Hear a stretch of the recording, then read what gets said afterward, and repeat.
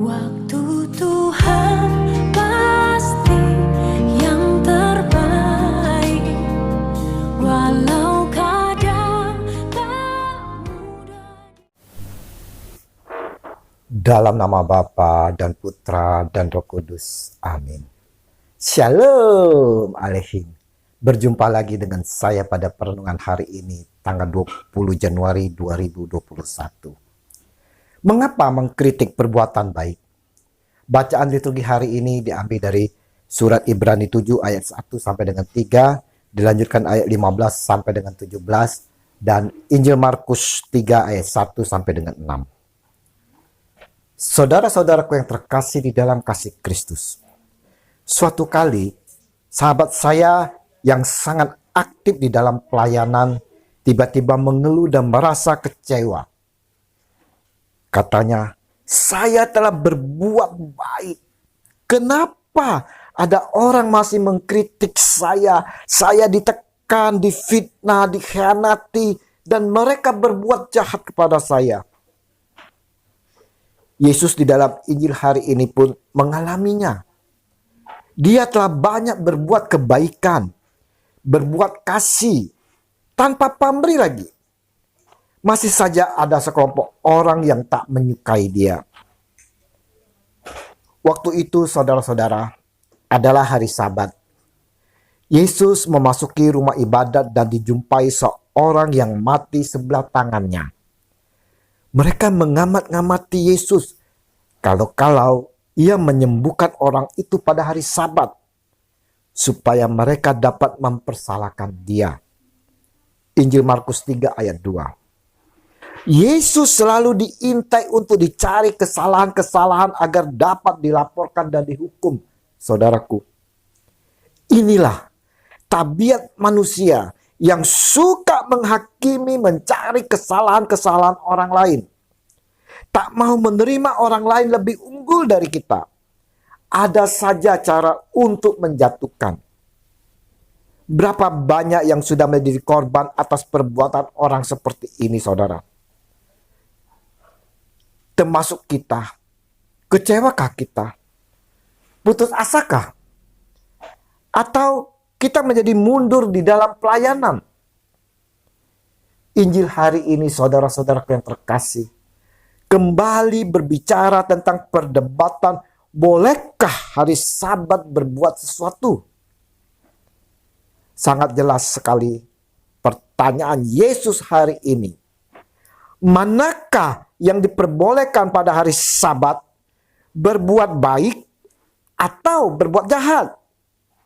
Menyelamatkan nyawa orang atau membunuh orang? Tetapi mereka diam saja. Markus 3 ayat 4. Di dalam kehidupan kita sehari-hari, saudara, sering menjumpai kritikan-kritikan dikala kita berbuat baik. Kadangkala kita sudah melayani dan berkorban. Kadangkala kita sudah menjadi suami atau istri yang baik. Namun masih saja kita dikritik.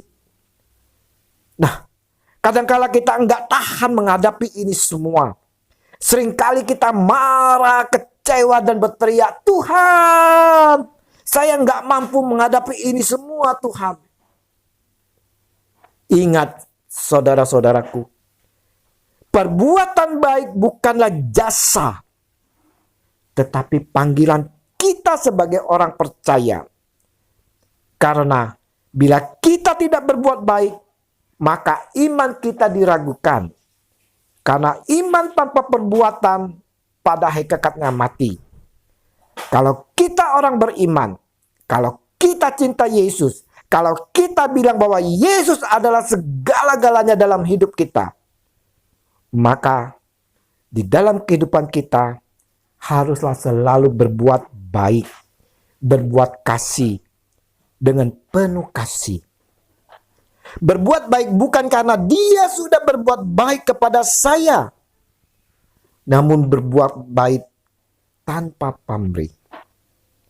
Berbuat baik atau berbuat kasih tak perlu melihat hari, saudara-saudara.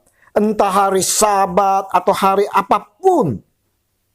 Namun setiap hari, setiap waktu, sebagai orang beriman, kita harus berbuat kasih.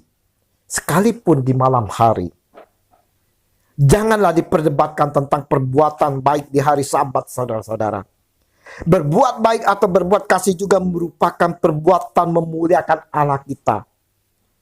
Janganlah kita seperti orang-orang Farisi dan orang-orang Herodian yang bersekongkol untuk membunuh Yesus. Janganlah kita membunuh perbuatan-perbuatan baik yang dilakukan saudara-saudara kita, saudara. Namun baiklah kita semua mau menghormatinya, jangan menghakimi. Yesus mengundang kita semua, mengundang saya dan saudara untuk lebih mengutamakan perbuatan kasih daripada peraturan-peraturan kaku yang kebanyakan merugikan manusia itu sendiri. Semoga kita semakin mampu melihat lebih dalam akan arti pentingnya nilai hidup manusia. Hendaknya kita semakin bijaksana dalam mengutamakan kepentingan manusia daripada peraturan-peraturan kaku. Ya Yesus, aku mau melakukan seperti yang telah Engkau lakukan. Bimbing dan pimpin kami dalam kuasa Roh Kudus-Mu, sehingga kami mampu melakukannya. Amin. Dalam nama Bapa dan Putra dan Roh Kudus. Amin. Shalom.